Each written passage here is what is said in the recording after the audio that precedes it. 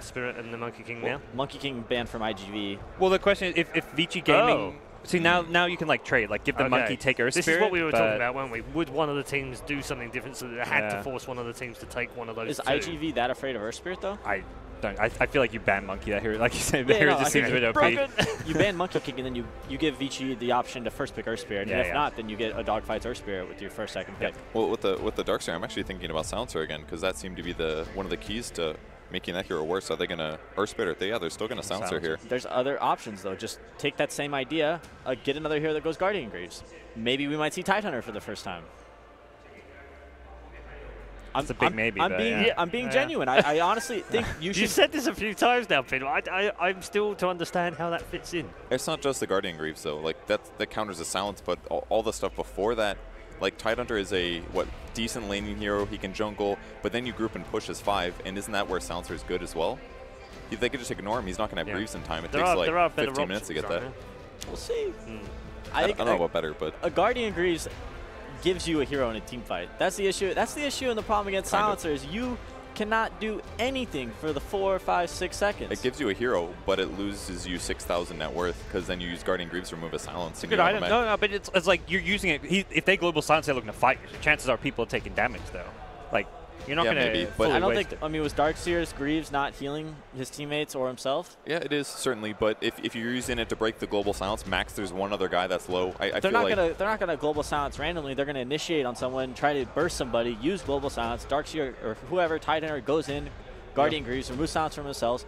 Big team fight ultimate, counter initiation. That's true. Ravage, vacuum wall, same hero. But I just in 2 weeks from now, Kevin, they're gonna take this little snapshot of Peter telling us why Tidehunter's valuable because everyone's gonna be playing. No. I just think against silence. I genuinely don't think Tidehunter is a good hero, but there's like situation. It's very situational, and that's the great thing about Dota is there's always like this one opportunity for this one hero to work in a certain game at a certain time, and that time, I think potentially could be now. It could be. I think there's definitely potential there. I'm just not super sold. I don't think it'll be as good as the Darkseer, personally. No, absolutely not. Darkseer is a way better hero. He would enable Earth Spirit way more than Tidehunter ever will be able to. So how stubborn are they going to be, Peter, here? VGJ. Who, VGJ? Yeah, because they've gone for the Silencer again. I mean, Kevin suggested they probably didn't have that many options if the same bands They're going to grab a Juggernaut counter. And that could be Ursa, that can be Terrorblade. Or they can stick with the Tusk. They might as well. I mean, he's been fantastic both games, right? It works well against Juggernaut. It's one of those melee, it's the same thing we talked about last draft. Up against Lifestealer, they took it, and in game 1 they played it against the Juggernaut as well, and it worked very, very well. Now we see some of those other bans on the heroes that deal well with the Jug there, so. Yep, so. That's what you have revealed, and that's what you have to ban to protect. What do you think the impact of having the Earth Spirit in the game is going to be, Peter? Lots more pressure on the map, and Dogfights is going to have a hero that he can actually play well. Shots fired. I knew it was going to come eventually. Shots fired. Yeah. No, he's a badass Earth Spirit player, and I'm excited to see what he can do in this game. It's a little tough against Silencer. It's not the best matchup for Earth Spirit, but he can get a lot done in the early game, a lot more than he has in the last 2. You've said before, like some players and some drafters prefer to give players their comfort heroes, particularly when they're struggling in a series. This is game 3, elimination.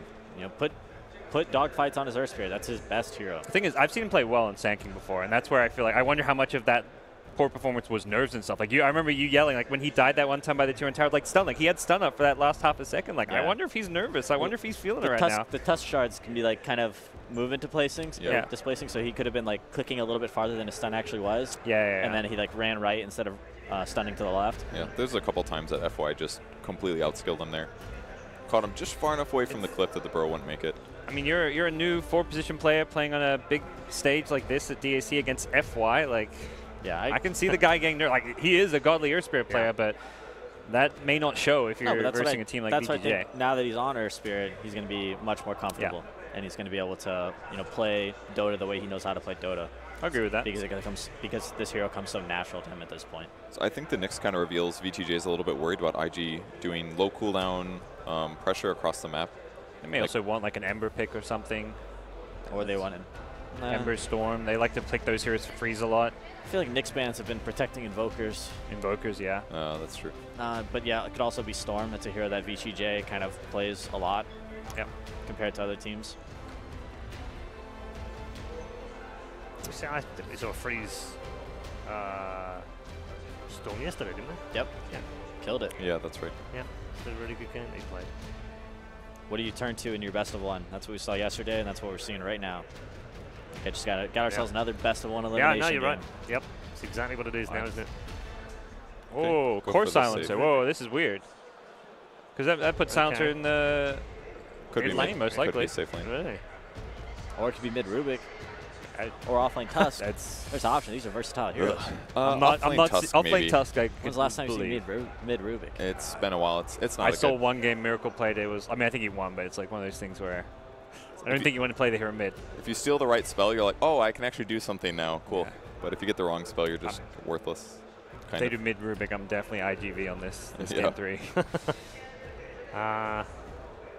Yeah, they've got the option, of course, with FY. I think it was a key pick last game. This Disruptor gave them really good team fight and good catch. I think that's very unique that Disruptor in the support role can give both those two things. Yeah, they're way more mobile on IGV side than BGJ right now. I feel like they put everything in on their Silencer Tusk pick, it kind of feels like, and it feels exploitable. I think the other big thing about Disruptor is you know that Storm or Ember is probably two of the more likely mid heroes to freeze, so it's going to be good against either of those. Man, what do they need right now? They need some counter Juggernaut. All right, that's a counter. There we go. That's a Juggernaut counter. Ask what they do in what the BO1's poll, like this is what they did in BO1's, Yeah. pick RTK Abaddon. Absolutely. What, I guess Silencer's going mid now, or carry? Yeah, Silencer's yep. mid. Silencer mid. Or carry. I mean, either or. It just depends on the lane matchups. Silencer does well in most 1v1s. Yeah. Decent laner. I would say above average laner. There's a lot of matchups he can really exploit. Yeah. I don't think Juggernaut's one that he super exploits, though, right? That's Yeah, true. not at all. He just spins off either of the skills. Yeah. It's one of those abusive ones. And then it'll come down to Earth Spirit versus Tusk Roam on the mid lane. That could change a lot. On the bright side, at least you can glaive harass heavily the first level or two, but still has to worry about ganks. This has actually caused IG a little bit of consternation in there.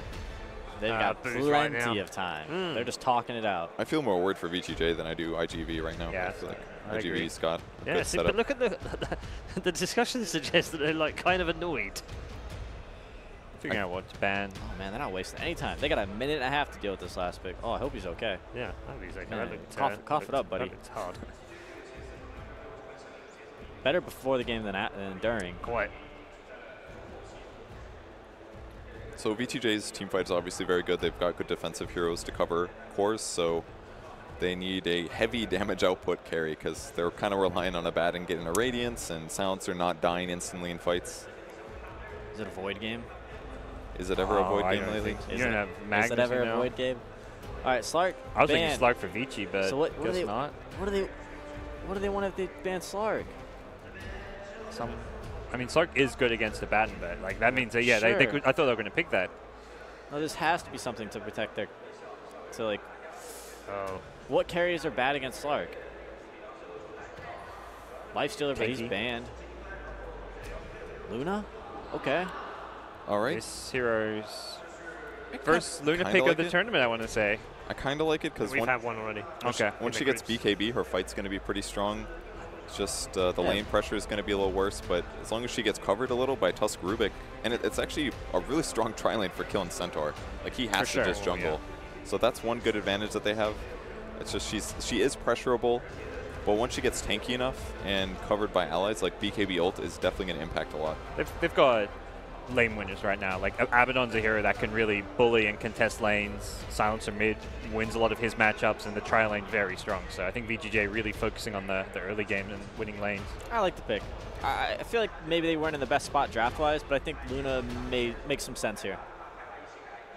So BKB core gives them some push, allows them to kind of group up, and they, some decent late game. We talked about them having like a high damage core. Luna's like one of the strongest 6-slotted heroes. It works. They really lack catch, which is what I'm a bit concerned about. Is this like Juggernaut kind of routing the map, but FY on Tusk could, stop spin TPs and keep track of them.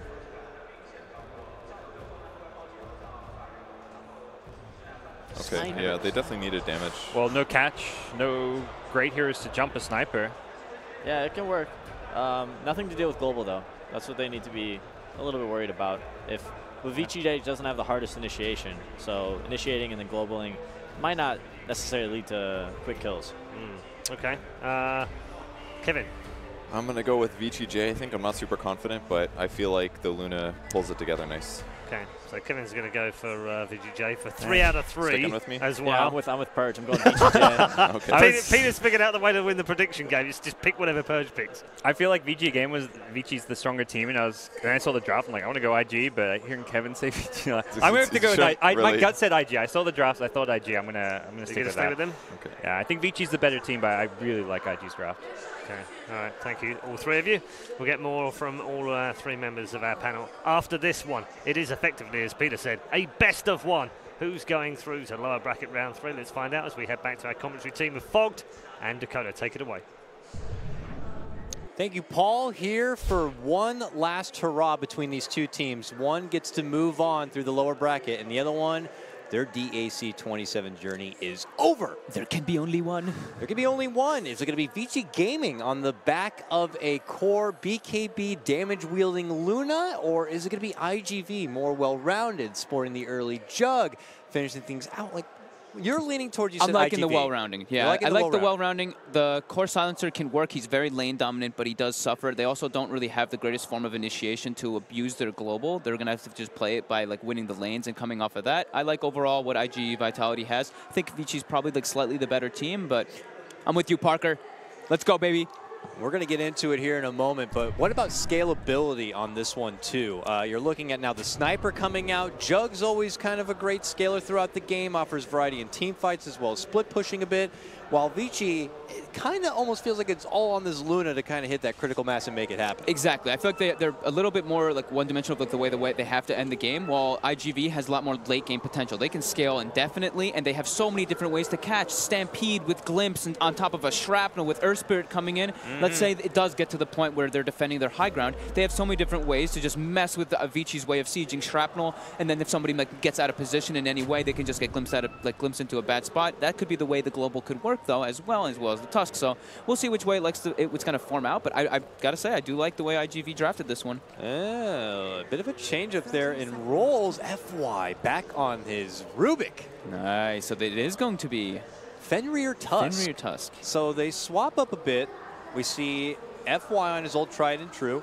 Aggressive sporting, of course, the Luna we see there. And their mid lane silencer. So a little bit of something old, a little bit of something new here coming out from Vici.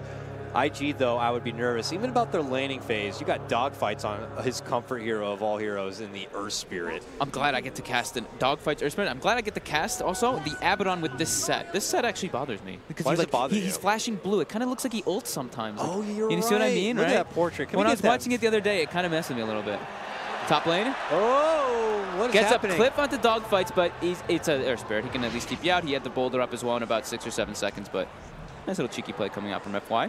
Already just being like, yep, audience is like I'm mega on hype. Rubik. Yeah. I'm on Rubik, man. I'm FY. An audience is mega hype for any like FY Rubik work to come out from this one. And away we go in the laning phase. Sakata Sniper going to go in against Freeze Silencer in the mid lane. Not the first time, in fact, just yesterday, MP in their matchup against VGJ sporting the Silencer. Maybe VGJ grabbing a little bit of MP with them. Maybe just a little bit. Shout out to them in game number 3 here, as he is able to easily punish. As you can see, the pure damage of those glaives does work on any opposing laner, but as Sakata should bring in the levels, will allow a bit more distance, a little more firepower, and potential bottom lane. Early roll-in from Dogfights with a Blade Fury on top of it. Will they have enough firepower to get the finish on ROTK? And they do get him. Fog, that's the 3rd game straight. ROTK has handed over first blood. That's what he's forcing experience. He's messing up the lane equilibrium. ROTK does it again. Let's see. Yeah, he probably did mess with the lane equilibrium. Yeah, he did. So he's got it up a bit into his favor, so he's able to get himself some experience. So that's fine. It's a death in the off lane. It's it's not the best situation, but those things are going to happen as an off laner. You're going to have to take those type of small losses and gains. So Silencer mid with versus the Sniper. I think it's a fairly even matchup. It depends, obviously, if the uphill misses. The Sniper does have a lane ward. The big thing for the Sniper, though, is we'll probably have dogfights making the rotations coming in. I would like to see him at least make the rotations coming into mid lane, because Shrapnel onto a Silencer with a roll in, I would say that's a pretty easy kill setup. As long as he's in the right position, not too close to his tower. Dogfights is rolling about elsewhere. He's trying to actually steal the bounty rune here, but Fenrir was already there. And Dogfights will ping it out. And we'll see how much longer he decides to hang through that middle lane, or if he's going to heed the advice you were talking about and try to make a presence towards the Silencer in the mid lane, so it's not just kind of more of a clear shutout.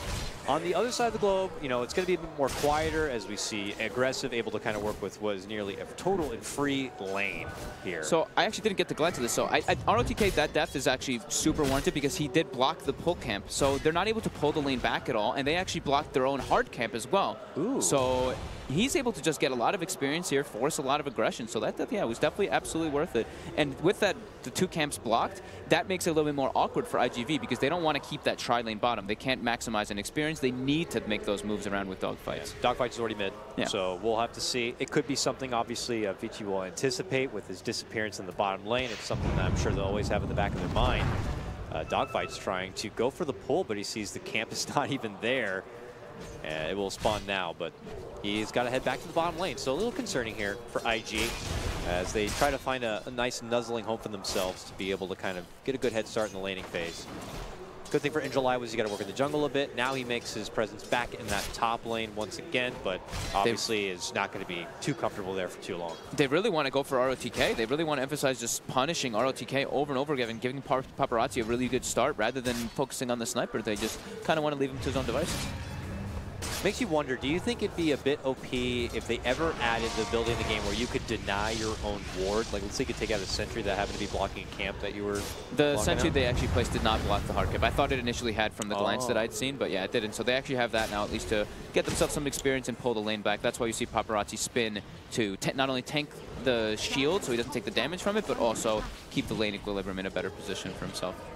RHK would love to have an answer for that. He's actually level 4, so he can still kind of hang and swing a bit. Not going to be under too much threat. He can isolate one of the supports, as you see here, and actually take it to him. But level 4 at 4 minutes is your offlaner. I mean, he's perfectly happy with that. Fenrir, not really having to make any like flashy plays or anything. He's literally just walking around stealing bounty runes. He just ran bottom, took their bounty rune. Now he's walking up here, grabbing his bounty rune. Fenrir, you know, Tusk. I don't know if I'm going to be seeing like flashiest of plays, but he could play more of that defensive Tusk. Yeah, they play very different ways and very different roles. So I mean, maybe I want to see a big epic Fenrir Walrus punch play. That would be pretty sick. Definitely possible. So the Centaur and the Abaddon, very similar. The Centaur is just getting a bit more farm because he's just straight up jungling. So there is that little advantage that IGV does have coming ahead. And just, yeah, some slight lane advantage coming out from the Sniper. As you said, he does start to peel away a little bit, but the denies coming out from the Silencer from Freeze is very high. We actually have a rotation play Fenrir making the first move. Is that Fenrir or is that FY? Moving into the mid lane, looking for the setup. He gets the shard block. The Dogfight steps up, but it's going to be too late to get the Fade Bolt finish. And they get it done. Dogfights will get a 3-man stun. They block him from the roll away. Now, you're supposed to kick someone away and then roll out, right? That's usually the better idea. I mean, the stun's great to stop him in their spot. Maybe he was fearing the extra bit of damage, but in those hectic moments, it's hard to find that clear path to make it out, especially when they're crowding the Earth Spirit, because that's what you got to do. Yeah, big misplay there coming out from Dogfights, though, just keeping in and dying. I feel like he was going to be the one to make the first rotation coming out, but Fenrir with the smoke coming in too. Great rotation coming in. He makes the first move coming out toward that mid lane. And based on draft, you'd say that IG should have a pretty good laning phase. Yeah. But things not panning out in that fashion at the moment. Looks like Sakata will step away, farms in the side lane, but Fenrir's still kind of moving pretty deep. Keeping eyes on Dogfights. Yes, he is. Keeps him in touch, and we'll walk on out. Dogfights will have to find other opportunities elsewhere. I feel like I haven't seen Luna in so long. Oh, nice D-ward coming out from Dogfights there. No, I just mean in general, like the hero. I feel like I haven't seen Luna in a very long time. I mean, Shadow Demon Luna, remember that used to be a thing? No, I don't want to remember that.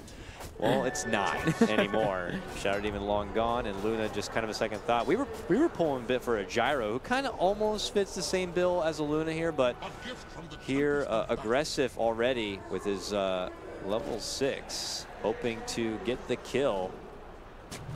FY, the big invasion coming out looking for Cicada here. They will spot the creep. He's going to probably steal it here.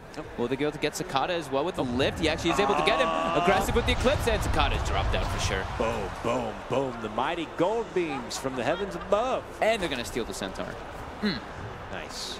That was a nice little rotation, just walking across the mid lane, just out of vision, not able to see that rotation coming in from. You don't really suspect the ganking roaming level 6 Luna. We've been seeing it with the life stealers going to the bottom lane. We used to see it back in the day with gyrocopters, but Luna now stepping into action the second her Eclipse comes online. Something IG didn't seem prepared for at all. I love those type of rotations when the safe laner gets involved that early. Yeah. I mean, he has Eclipse. He wants to use it as quick as possible, getting a kill. Bam. Goes back to his farming right afterwards. Rinse, repeat. He's probably going to do the same thing as soon as Eclipse is up again. Maybe even go for some tower pressure afterwards for the next Eclipse. So now we have ROTK. He's been still kind of diligent here in the bottom lane. Level 6. Got borrowed time, so really the threat of being taken down is not there. Gloves of Haste. Getting ready for the Midas. Top lane. Top lane. Oh, this should be a pretty dead FY here. They do have enough lockdown and damage burst potential to bring him down, but he's fairly tanky. Aggressive with the damage. If they trade for in July, it would be FY? certainly worth it. But FY's got the shoes, and he sneaks past him, and Aggressive gets a double kill. Welcome back, FY. Oh my God. Okay, then. I thought that maybe would end up being a trade of a 1-for-1 there with Aggressive intercepting, but the Fade Bolt damage reduction, just not able to dish out enough damage onto him, but distinct charges too. How does he live? FY. That was ridiculous. Very high leveled Rubik already, level 6 at around like he gets it at like 730 about after that double kill being picked up. He's just a little bit tanky, a little bit too tanky for them to bring down. That's got to hurt you real hard in the morale department, and especially for someone like Dogfights. You're feeling good, you got your Earth Spirit, but we saw him TP to the mid lane go down, TP to the top lane go down. Yeah, Stampede was committing too to try to get the more damage and to catch up to FY, but yeah, the damage reduction from the Fable was just enough to have him survive. IG under the watchful eye of Vici here, and they know it. They'll get the extra 100 gold. It's like, well, I see now they suspected our rotation up. And they'll take away that bit of vision here. We look to IG to see how they're going to be able to bounce back. And one of the things I was going to pull towards is like, oh, they got Stampede. That's a good tool they could finally be able to put to work. But as we saw, not always a guarantee. Bottom lane, though, Paparazzi does manage to pull together his Omni Slash. Probably not going to be finding kills on this guy over here. So I'm curious if they're eager to get his blood or his sword a bit dirty, or if they're going to just be diligent about Paparazzi's bottom lane farm. I'd like to see just the mirror rotations, the same thing we tend to see. If they bring too many aggressive heroes down to the Jugs lane, I'd like to see make them move toward this enemy safe lane and push toward that tower. Just the same mirror rotation we see coming out very often now. Freeze looks like he's going for a Midas, so Midas gaming for Vici. Yeah, I was going to say, so you anticipate ROTK is going to go down the greedier road, get the Midas. I mean, we've been seeing it every game, maybe with the exception of Daryl. Ice has his own take on kind of the Abaddon pickup, but he still did go for the Midas Radiance. He did. And ROTK went for the Midas into Solar Crest the last time, and then into the Radiance because he was getting a bit too far behind. They do get their smoke broken. They know that Dogfights is in the trees here. They get the trap on him with the Ice Charge. Nice charge by Fenrir, able to clean him up almost instantly. And they do get int for freeze, and he gets the last hit as well. And the dynamic duo of Vici still flexing strong here after a troublesome group stage. They came to play on the main stage for sure.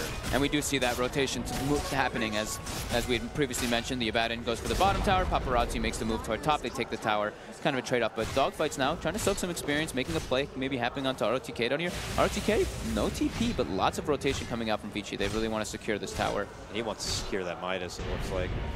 Mid lane, Scott gets bullied back a bit. Chunk. Oh, raindrops. And maxing the curse there. Tier 1 does go down, and a Midas becomes a bit more secured there for ROTK. Arcane Boots goes to FY. A bit more items online at this moment. Global's going to be back up now, so for Vici, we'll see if it's a smoke being handed off them to the bottom lane to try to make some action continue to happen, or if they're satisfied playing the farming game on this one. Oh, Fenrir does manage to snowball to shrug off an Omni Slash, and with ROTK rotating in, they will not pursue. Well, he's happy with that one. Paparazzi even canceled and faked it a few times to try to bait it out, trying to get him to use the snowball into a better spot for him to get the spin and cleanup, but Not able to happen. In July, now getting grabbed up by FY. Gets off the stun. Gets instant Stampede steal. Yep. And FY's like, that's fine, I don't even need to use it to chase you. I came here to take that spell. I didn't want to kill you. I wanted Stampede. That's exactly what he did. Thank you for giving it to me. And now they have Stampede and Global. Stampede and Global, and they're versus a Sniper. So you ideally want Stampede versus Sniper. Now you got it. So now they have the Tusk, they have the Stampede, they have multiple different forms to be able to get on top of that Sniper. We might see them go for a power play here with the smoke, maybe potentially with once they get their lanes pushed out a bit more. They have time to work with, though. They could hold on to a bit because it feels like IG also could feel confident because they have Static Storm now online. And also, I imagine Magnetize is going to be coming online soon. So if IG are like, oh, we're feeling good, let's take a team fight. That Stampede turnaround with a Global Silence could just ruin their day, too. So I'm curious to see if VG are going to wait at first. And then as they see maybe Stampede's beginning to expire, maybe they'll decide to kind of move on forward. It's going to be interesting to see how comfortable VG are with the current state of the game. They might feel content with the way that this is happening too. Like since they already got their Midas on 2 heroes, they already have a Luna. They feel like they have a very comfortable lead going into this after the laning phase. Like they might just be very content with just keeping it a bit more passive. I mean, if you look at the Silencer's net worth, he's already almost 1,300 behind, or the Sniper compared to the Silencer, he's already 1,300 behind him. Yeah, he's fallen behind a bit. Even his own Centaurs kind of creeping up and above. Look at FY going for these like solo pressure onto Come Sakata. On. Stampede right through him, FY. He wants to. He's actually looking to go for the single pick. And he's got the shrapnel as well. He got it. FY comes back into action here, gets it done, and says, see you later, nerds. I will take your sniper kill and walk away. Wow. FY Rubik. I've missed him on this Rubik. It's good to see him again. Tough stuff now for IG. They are going to be able to dish out a Static Storm play here, but Vici just seemed to shrug it off. IG just... Oh no, they're hemorrhaging kills now. It's just bad. They're going to have to stampede the hell back home and into the safety of a healing ward to stay alive. He actually ended up going for the Hood build first rather than rushing the Blink Dagger as well onto In July. But the Static Storm bit off the mark with the kinetic field.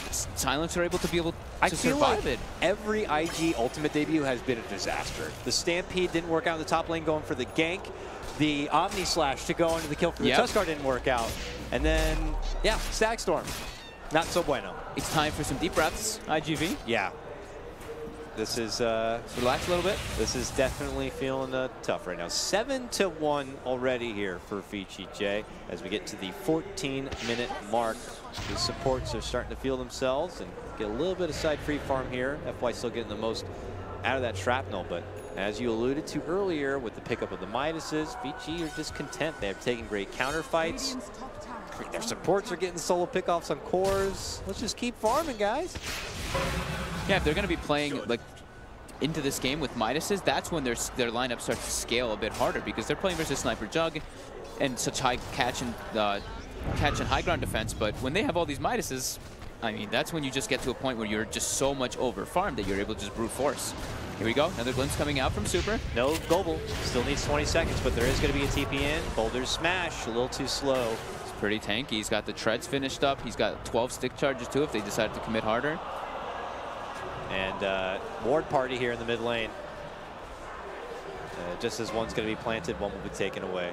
Yeah, only steals Assassinate. So he used the healing ward there to not only counteract everything that happened onto Freeze, and then now he steals the Assassinate as well. So Freeze full health. And they're looking for another play on Sakata here. Got half of his life. You know, one bad jump in.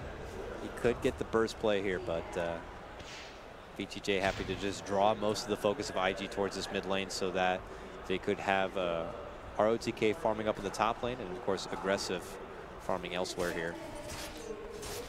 Paparazzi straight to the Manta. Going against a global. Yeah. Good for more targets for the clips as well. Yeah, just good item pickup in general on Jug anyway. And they're all just also farming for a Manta. It's farming for Vici time.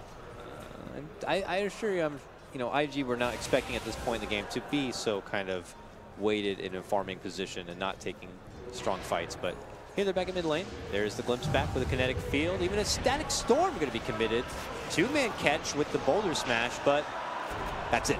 Rotations are coming in, and that's not good enough for him. FY sends him packing with a shot to the ass of the Assassinate here. And they're not done yet. They even hit him with the shards. it looked like VG even did more damage there. Oh, here comes Aggressive to the party. In July tries to run on home on the back of a Stampede, but he can't make it out.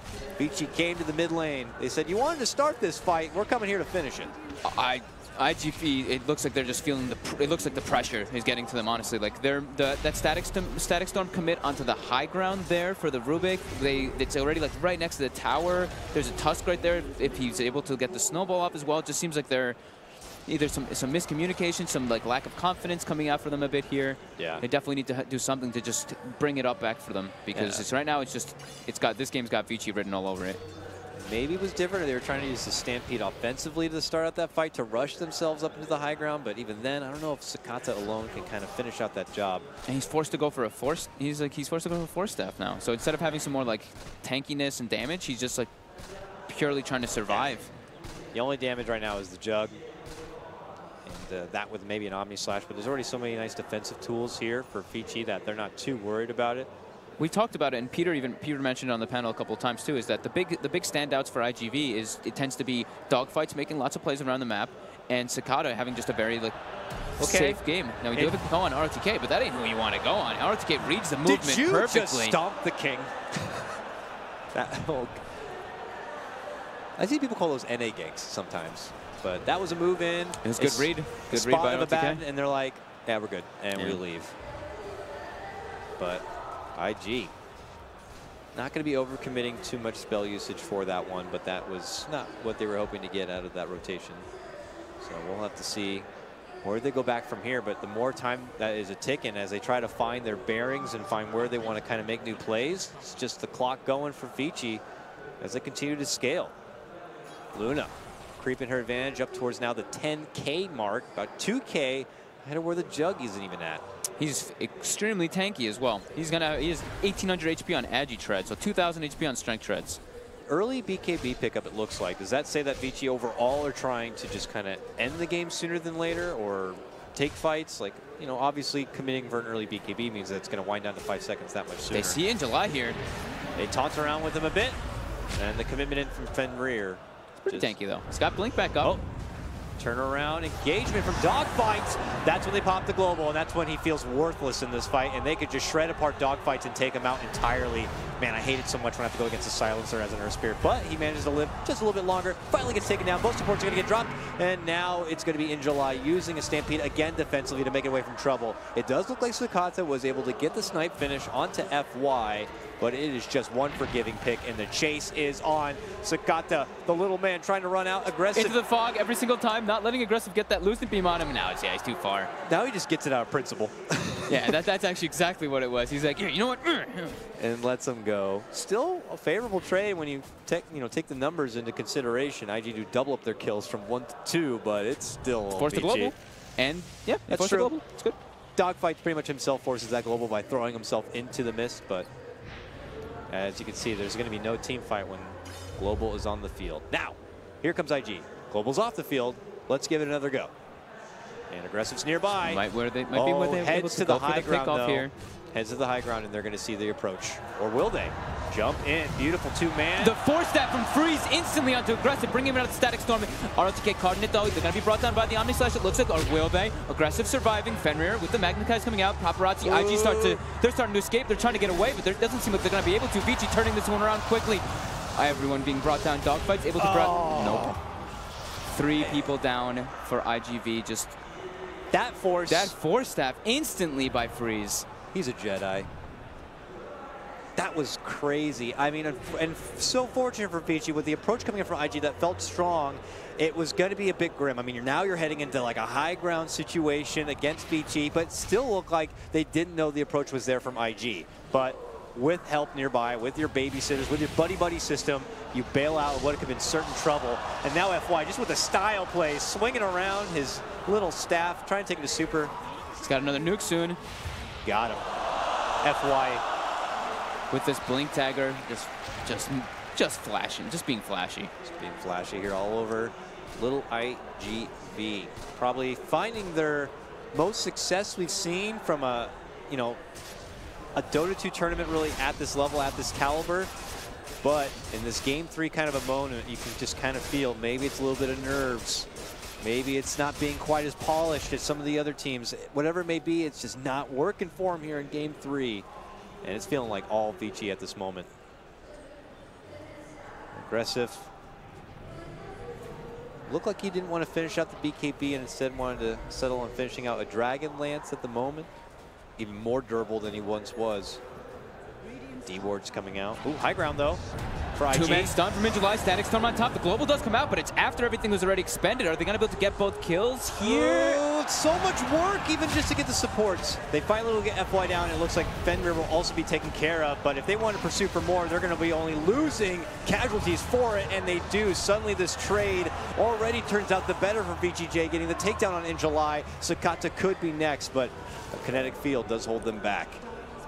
Definitely a better trade for Vici there. Even though they have to expend the global, they do now have the Radiance already coming out for the Abaddon. So that scaling potential is there. They have 3 heroes that can scale very hard now because of that quick Radiance pickup. Midas, Radiance, 22 minutes. Pretty damn good. And Vici will be able to kind of take back the reign there. Paparazzi doing what he can in the bottom lane to kind of push it on out, but you could see most of the net worth damage had already been done in this one. 10K of an advantage earned for them. XP matching up just about the same. So he did go for the BKB instead of like doing that. He looked like he was switching his items back and forth, but they do have a lot of like majority of the damage from IGV is magic damage. It's pretty much, you know, Sniper isn't really peeping that, he's not really attacking that hard just yet. Juggernaut, Omni Slash is pretty much the only sorts of physical damage coming out from them. So once he's got that online, they can actually start sieging, maybe even go for a Roshan and just force IG into a bad position with the global. Because they have Radiance, they have Curse of Avernus, they've got more than enough that they need for these fights now. See what they opt to do though. Mask of Death, Morbid Mask being delivered for the Luna as well. So it looks like he might be even building toward like a Satanic / Butterfly buildup. Just What about for Freeze here? We saw an interesting approach from Envy in yesterday's game, straight to the Hurricane Pike for now. You know, sometimes we'll see those rods. They favor the extra bit of root and strength. Here though, in this game, just being able to peel away from the Stampede and away from the Snipe, the Shrapnel, and all like the big fights that big like AoE fights that they have. The Force won that previous fight, so okay. Top lane, hard engagement for ROTK. Pulls out the time that he was borrowed, and will stay alive. I guess they're just trying to force some reaction, in a way, because they pop that ult and they literally just completely back out. So now they do have vision of all the rotation coming in from Vici with that one ward. Paparazzi trying to get a little bit of tower chip damage. What about the whole late game element with a sniper? Remember like way back during the Troll Sniper Jug kind of saga, and it was the impenetrable high ground defensive capabilities that a sniper had in those games to be able to prolong and withstand. Are those elements still there for Sniper in this day and age? I think versus an Abaddon, it makes it a little bit different, just because he can brute force it, and also with a Luna. And when you're this much of a detriment, when you're this far behind, I think it makes it a lot harder to just be able to do that, because they're pretty durable now. So the shrapnel's not as relevant. They're gonna have an Aegis going into that into that high ground push to FY now, getting a jump onto ROTK. They get the global coming out actually onto July, apologies, and they do get the Eclipse, and they're just gonna clean him up with that. That's 48 seconds. Yeah, they're gonna get more. And yeah, Super eats a couple of quick shots there coming out from the Eclipse, and that certainly puts him in. And now you're 2 down from IG. Back to the lanes you go here. Paparazzi frantic to try to relieve the pressure before it ends up coming his way, using those Manta Illusions to kind of keep the mid lane in. The top lane's already in, and they're quickly attending to the bottom. So credit for IG on these pickoffs and on these trades of fights for Vici. They can't quickly follow him up with +1s. Yeah, still FY though, no hesitation getting those kills. He just blinks in, doesn't care, just gets a beautiful lift, and yeah, they clean it up. Even though it's a global usage, it's great. I mean, kills are really important right now for them, just to be able to siege stuff out. They even grab now a healing ward steal from FY, so this could be very, very relevant in their next upcoming sieges. Already in preparation, ROTK and aggressive, attending to this mid lane. That's probably his best steal for this current moment that they're getting into right now for those type of sieges. Because sure, Stampede, Omni Slash, these spells are great, Shrapnel as well, but Healing Ward with the Luna and not Abaddon to pushing high ground. Just mitigates all that ridiculous damage too. Yeah. So nice to have. Dogfights pressures that bottom lane. It's going to be super problematic when Aggressive gets his Butterfly. He's almost got it too, so that is going to be the big thing to break high ground, because they're not going to have MKVs for a long time. Sure, Headshot is decent versus it, but not enough. There goes the tier 2. More money in the pocket here for Vici. And you're going to be seeing stuff like Fenrir get a blink dagger soon on his Tusk. That's going to be really important to get into the back lines. Yep. Onto the sniper. Also save his teammates if they do get like 2-man stomped or into Static Storm. Ooh, a DD rune. That's juicy. Clean up the last tier 2s. It seems to be what's on the docket here for Vici, and we just got to begin to start thinking, what can underdogs IG in this situation be able to do to crawl themselves back into some serious relevance? They're doing an okay job recognizing what parts of the map are free, so they can kind of force Vici to attend to different sides and stall. But as far as taking fights, they really just don't feel like they can just swing with the boys of Vici right now. Yeah, I think they just need to keep lanes pushed out as best as possible right now for IGV. They don't want to fight into Aegis by any means. They know that BKB is freshly picked up from the Luna, so I think just keeping the lanes pushed out, they can't really take fights by any means into Vici for now. They have to just do the high ground defense and hope for the best after pushing lanes out. So here, 2 lanes are going to be IGV pushing 2 lanes into 2 tier 2s, and Vici's going to just go for this high ground. They're just going to force IG to go back. Here they come, charging on forward. The first TP is going to be dogfights back inside the base, and now Sukata shows up and needs to start getting maybe some shrapnel action out there. And there you see it going to be dished quickly back by Aggressive. He gets a new shield, walks back in. This healing ward is going to do so much work here. Nobody's able to get to the back of it. The sniper's not able to hit it in July. Now trying to force an engagement, kind of, but stun. 2-man connection with it, pull back right into the Static Storm. Was that a stolen one? Oh, man. Well, they're going to get the burst finish. That's going to be Centaur going down. A buyback is going to be necessary on this one. They are going to chew through Aggressive and his Aegis, but now it's movement onto the Rax, and they can't seem to stop the trade, though, Paparazzi. Paparazzi mid lane takes 1 Rax too. All right, that's pretty good for IG. Here comes the return, and now it's going to be possibly Paparazzi looking to get in the action, but they've been nursing that global possibly for this moment. Now they rush in. They're going to get the burst finish onto RTK. Stampede's going to get called, and BTJ need to back the hell out. ROTK not expecting that Silver Edge from Paparazzi. So he gets Silver Edged, doesn't pop his ult by on his own, so does actually get brought down during the Omni Slash there. Just a little bit of a misplay there coming out from ROTK. Could have probably saved his life, but definitely a big showing there for IGV. Not only they lost the Rex, but trading at least in a way and getting themselves at least 1 kill. Total traded base, and with the takedown of Vici as they try to make their exit, definitely gets IG in a better position. This game not even yet. Vici's still feeling very, very good. But as said before, IG are doing a nice job just kind of adding all that pressure elsewhere. And Vici are trying to just kind of race it to them. But now you got to acknowledge IG and their capability of kind of sieging. Yes, and pressuring objectives. It didn't look like it was. I think that was just the Disruptor Static Storm, by the way. Oh, yeah. I was looking at I was trying to look at the Juggernaut pushing, so I didn't actually catch in the fight. But I think he just stole Hoof Stomp, and that's how July got brought down. And the Disruptor was trying to just like blanket him to protect him. Yeah.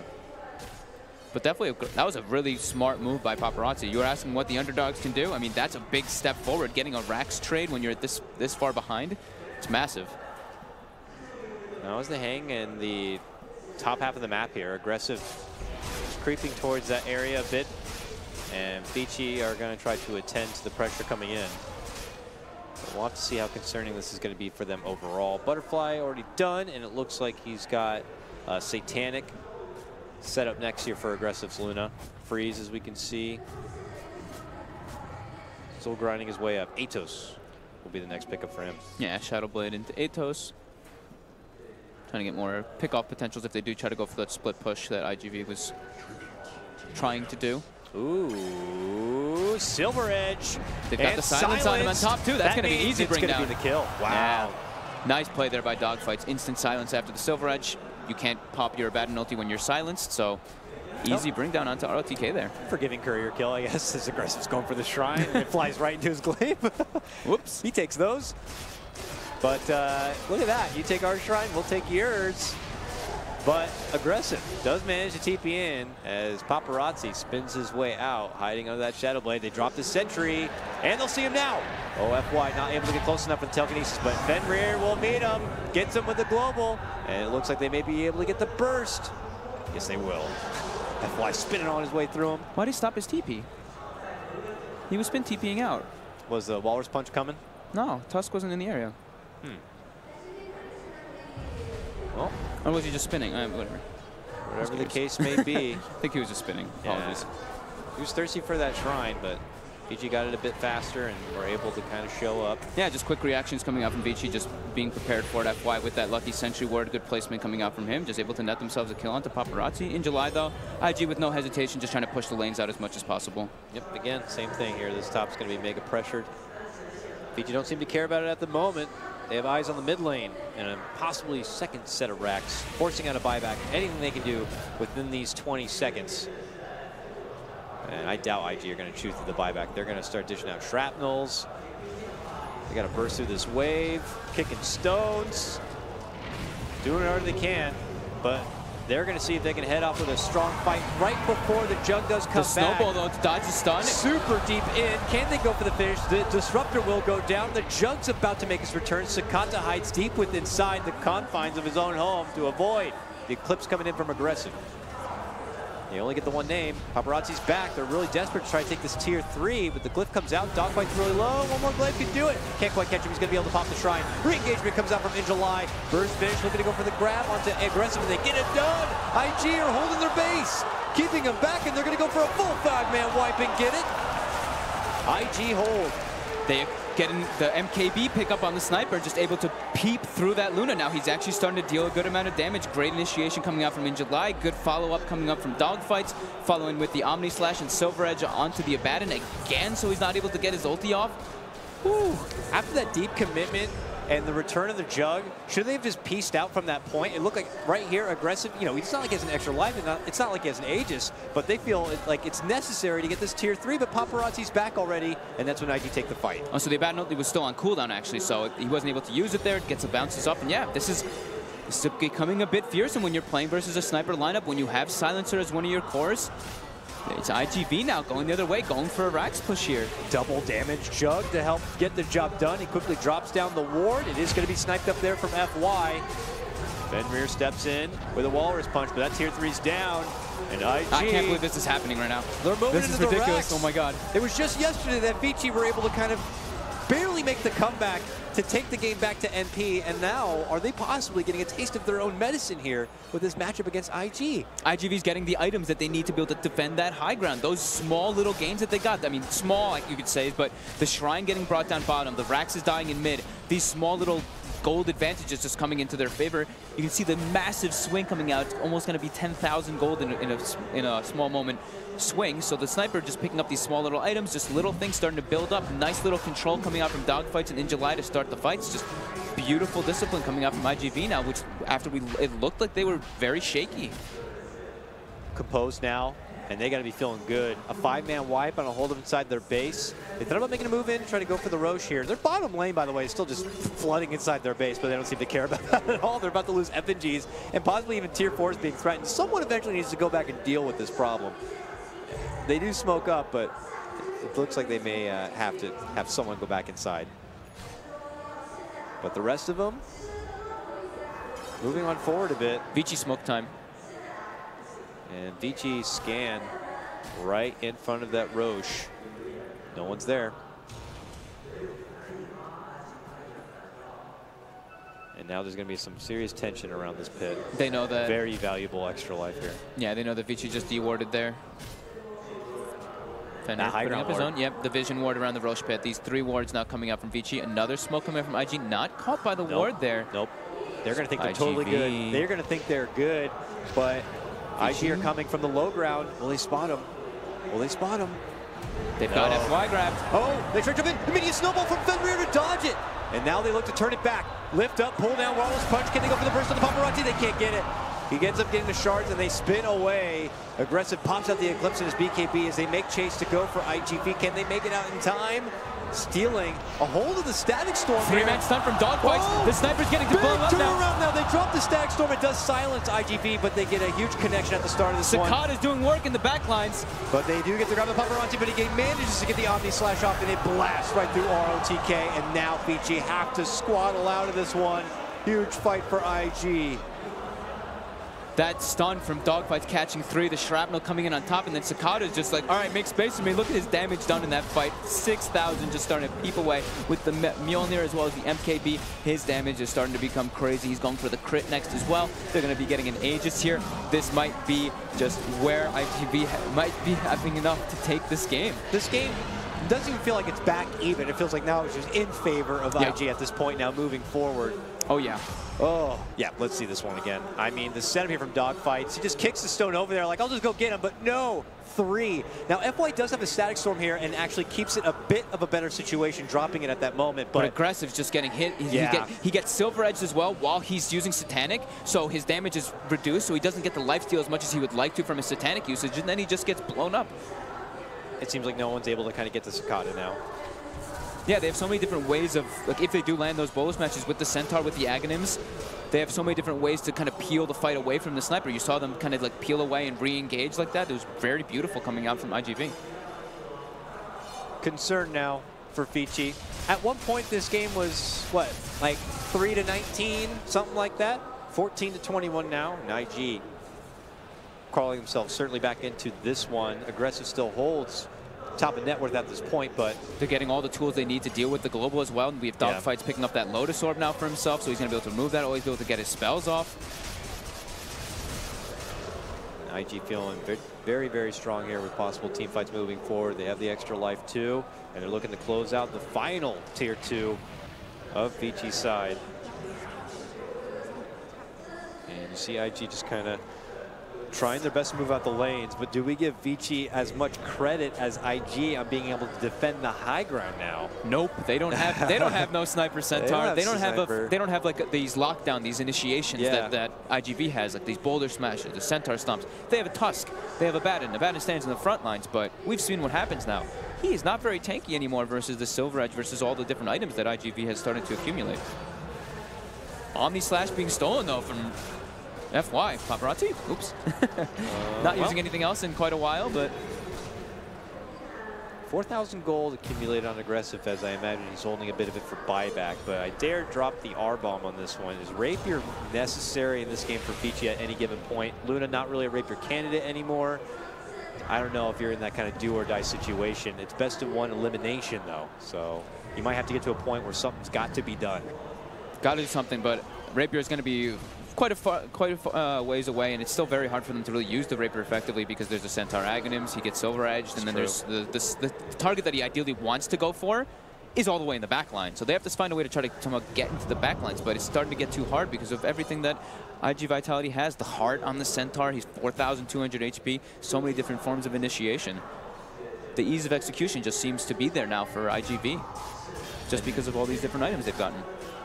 Now they are like serious sharks in the water right now, smelling out the blood of Vici as they wait indoors, almost cowardly, until they can make their own unique approach. Yeah, they don't want to fight into Aegis. 2 minutes till that gets reclaimed. I mean, there's even a deep ward from IG in the top lane. They can even see who's committed inside the base and who's trying to flirt outside the doors. Here we go, though. IG, time to move in.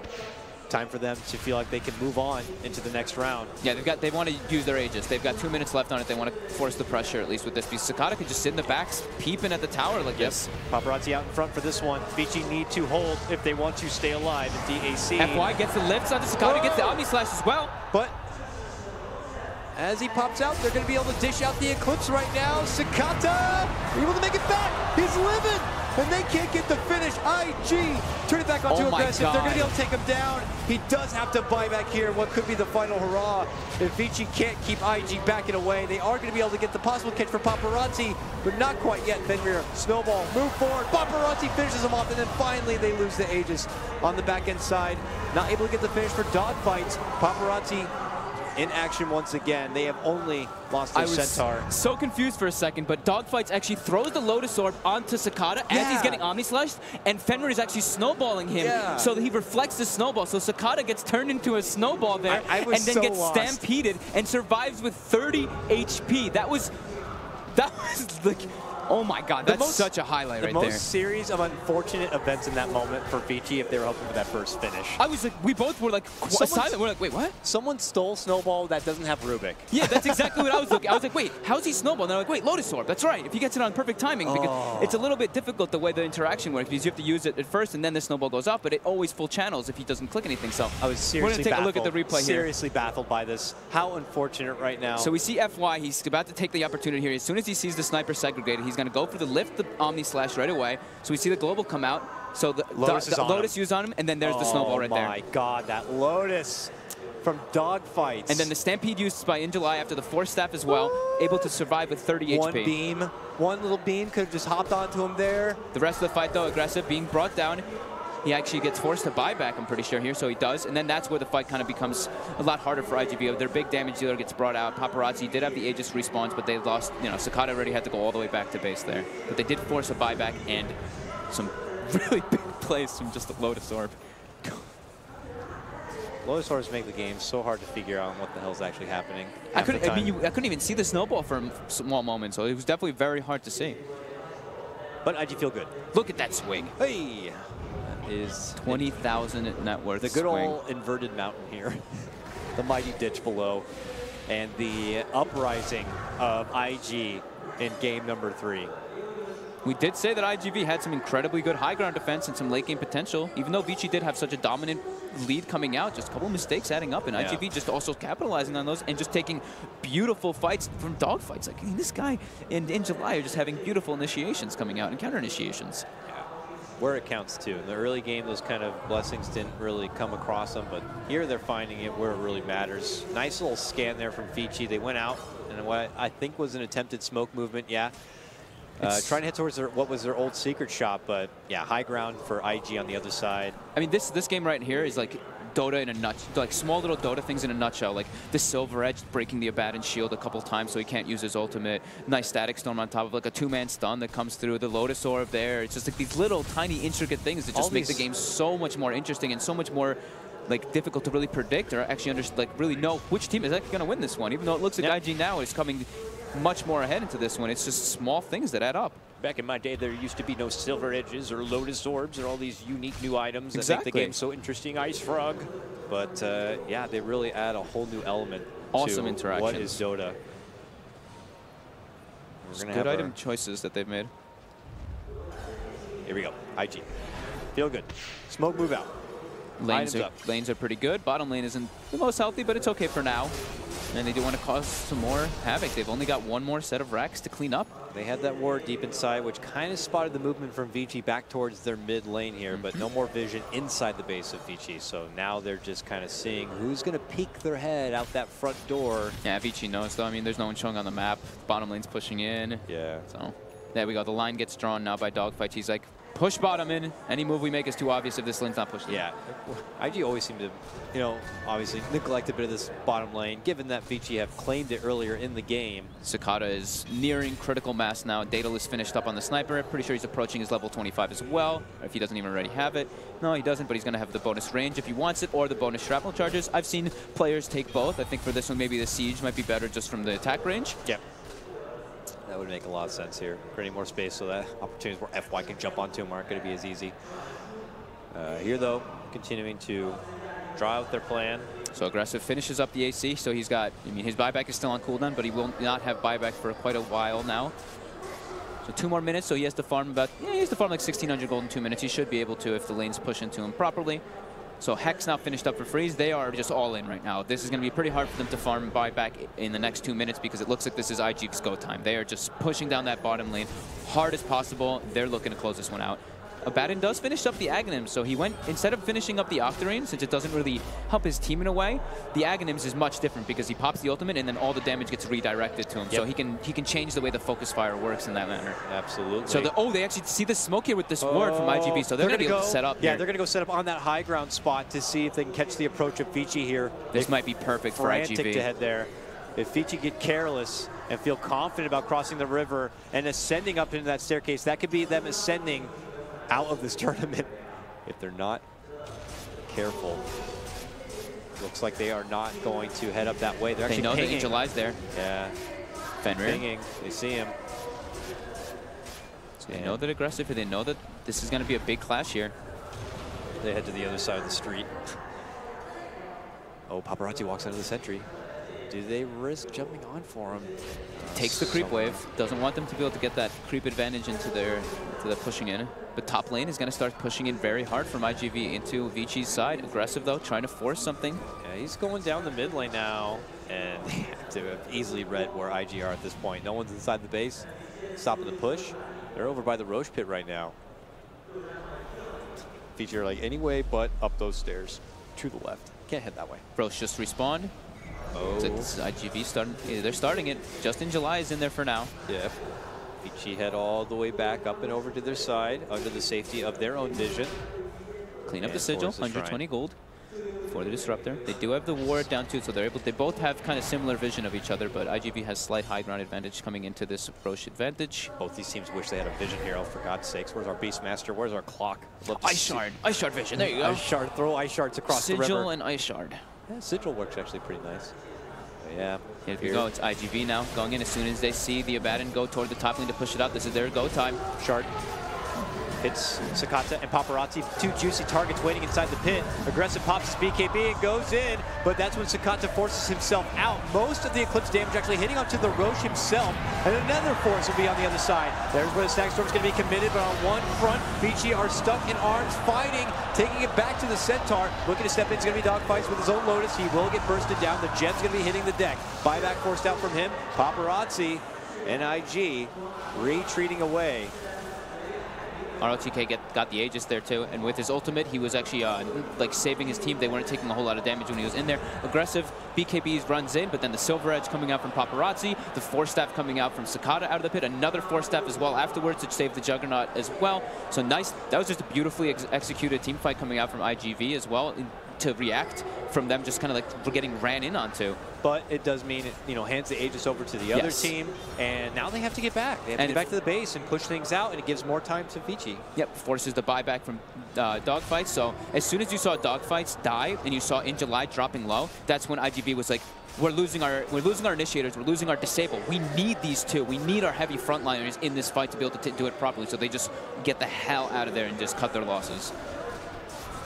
But you have a little bit of a timing window here if you're IG, and I'm curious to see if they are going to use that window to move forward or if they're just going to respect the Aegis on Vici's side.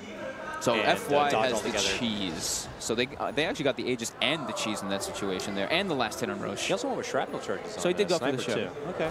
So I'd seen like 100 range. I'd seen some people grabbing it, and then I was actually talking to Merlini about it the other day, and he said it feels much better. You always have shrapnel charges. You're like very dominant in team fights just because BKB start getting lower, and you're just able to like, and for high ground defense, you're always able to just like set up this massive perimeter of defending yourself. Yeah. I do like the concept of it a lot. Vici, are we going to see them actually? I feel like it's been 25 minutes or so since we've seen Vici moving into high ground and pushing into IG. And I don't know, we may be seeing that happen soon enough. They move in, they clean out that second shrine, get the extra free money out there, and we'll get back to getting these lanes pushed forward. But we are at 6-slot territory for the Luna. So now it's going to be getting the Moon Shards coming out, a couple heroes. ROTK manages to get that Octarine now done. Yeah, he's level 25 as well, so he's going to be able to throw multiple amounts of shields if he wants to do so. He can throw like, you can have almost 5 up at the same time. You know, 4 consistently up with 500 damage, heal, and shield. It's pretty good. Yeah, 500 damage and block, sorry. We'll make a thread about that. Here, though, easy tier 2. Yep, Curse of Avernus with Luna. Tier 2 buildings just drop really quickly if nobody's defending them. But the high ground defense. High ground defense, though, is what have pulled IG back into this game. This is their world. This is their turf, literally. And they're going to be holding it here. Vici need to come up with some sort of serious game plan if they want to breach and break their way through it. Yeah, Vici with that last push that they did, they actually put a couple aggressive wards down, and I don't see IGV actually having any vision anywhere on the map, so they're feeling a little bit pressure, a little bit confined in their base. They are in the dark, actually. Yeah. Dogfights has to play very careful right now. I mean, he's like, I don't have buyback. He's a very important force in their team, just to be that initiator in that lockdown. Okay, mild split pressure here as Paparazzi can work his way through that bottom lane. Vici ping it out now, knowing it's something they are going to have to deal with eventually. And it's a good move by Paparazzi here. He's almost got the Abyssal Blade finished up for him as well.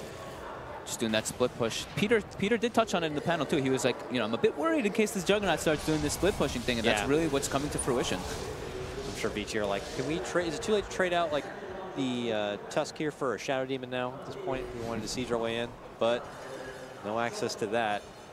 Now it looks like IG will be able to make their way out. It's time for them to get rid of some wards too. Looks like they already managed to take out a couple there from Vici. As we check out a comparison here from our off-lane game right now. Pretty similar.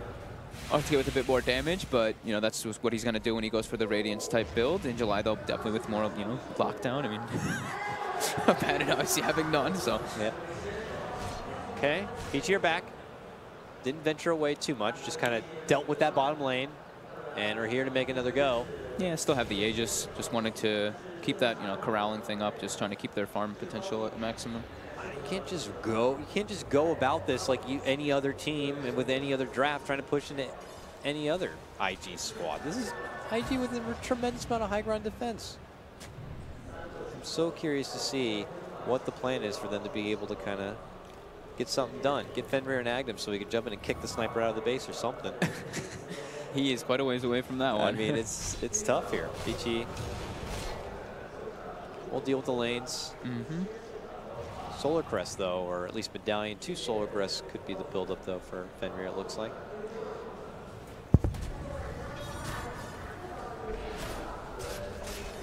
Vici again, back down mid. Yeah, 5 minutes until the next Roche, so very long respawn timer on that one. But IGV still feeling a little bit under some pressure. They don't want to take a fight outside their base, just because Dogfight still doesn't have buyback. Still about a minute and a half on him. Okay, TP in from ROTK. And they're going to let him lead out the charge, I'd imagine, here. What can they do here? Yeah, I mean, it's super hard for them to push this. Luna has to somehow like walk up, but if he gets even caught by a stun, it's very hard for them to really like save him, even though they have shield, they have a lot of different defensive potential, but the amount of damage that IGV dishes out, even if the Abaddon, like say he pops his ult to try to soak that up, that could be very scary. I mean, high ground, breaking high ground versus Troll is terrifying. Yeah. Or versus Sniper and Centaur, yeah. I mean. And you can't just rush your way into the base either at this point, even on the back of something like Global. You have now utility items in play here for IG that can just shrug off the silence or help out the Centaur so he can pop his ulti. He'll just disengage entirely and punish Vici for being committed too deep inside the base of IG. It's tough, man. It's a code that Vici are going to have to figure out how to crack in a throwback to 6.83, for God's sakes. But they're farming a lot, though. They have the entire map to farm at the moment, while IGV is still just confined in their base. And you can wait till pretty much your team as a whole are much more valuable and much more farm and fight ready than IG. But very appropriate here for our final game to kind of go all the way down to the later rounds. Yeah, this is where both teams it's about being safe. It's like, man, the risks are not worth taking, because this is, like they mentioned, best of one, pretty much. Yeah, we're in almost one fight and done territory.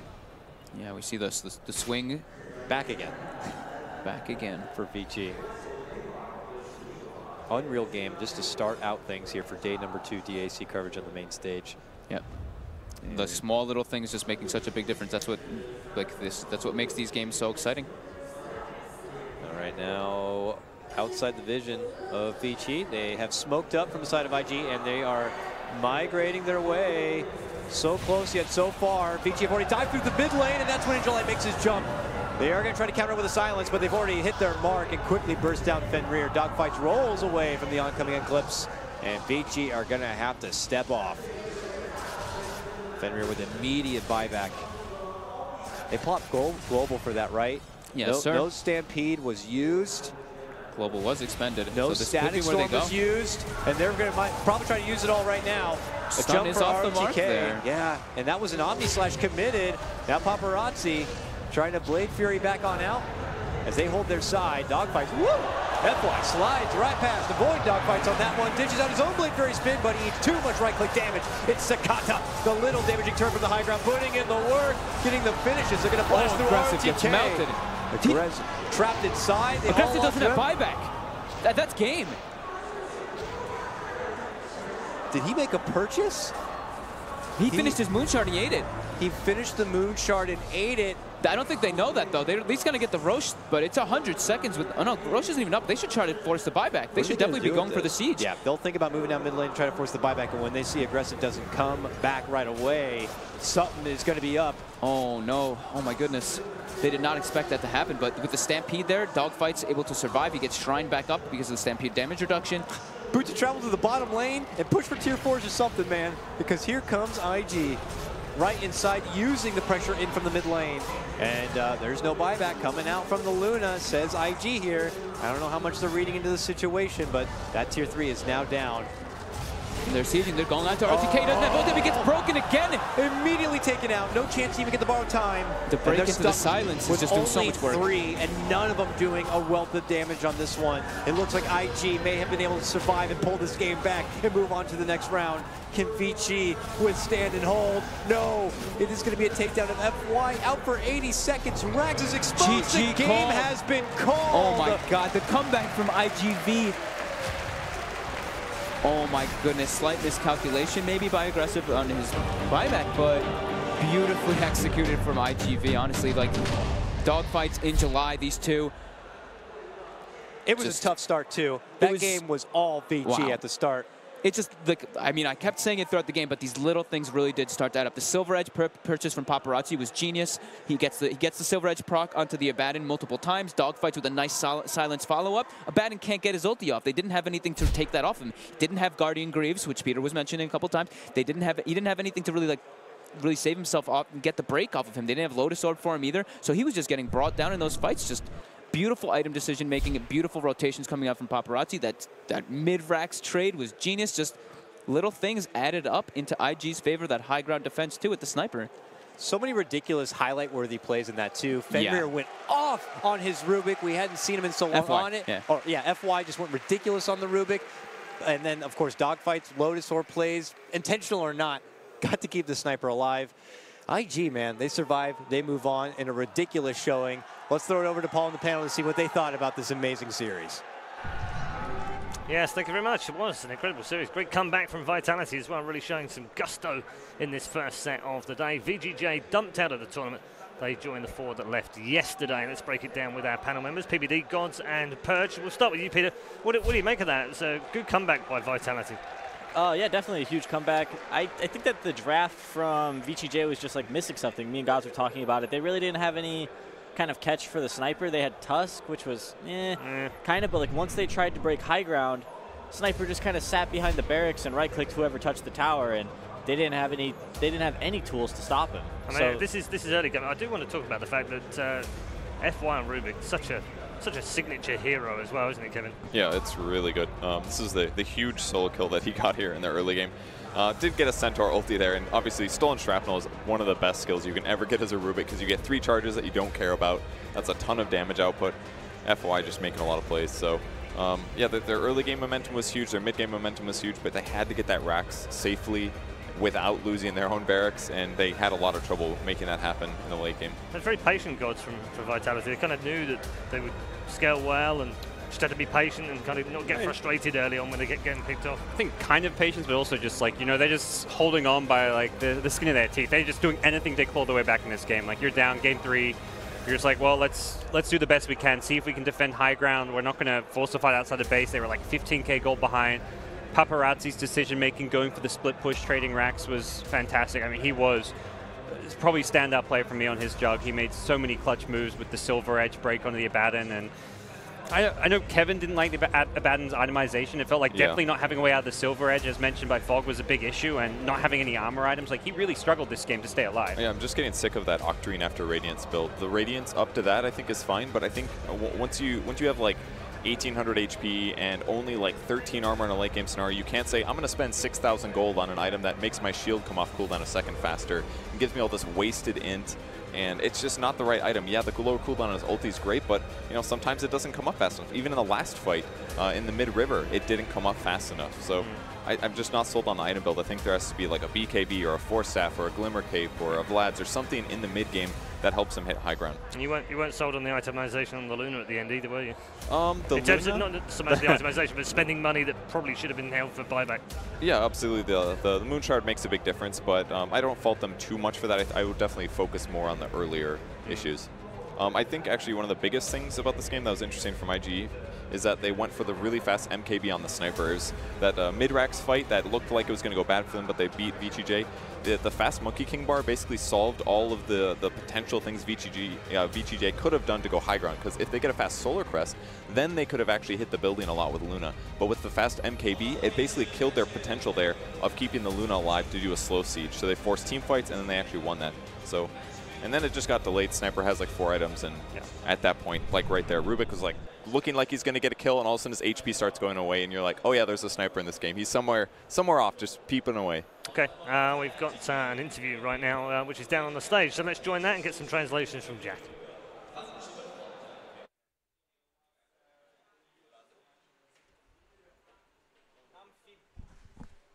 No sound. I have no sound.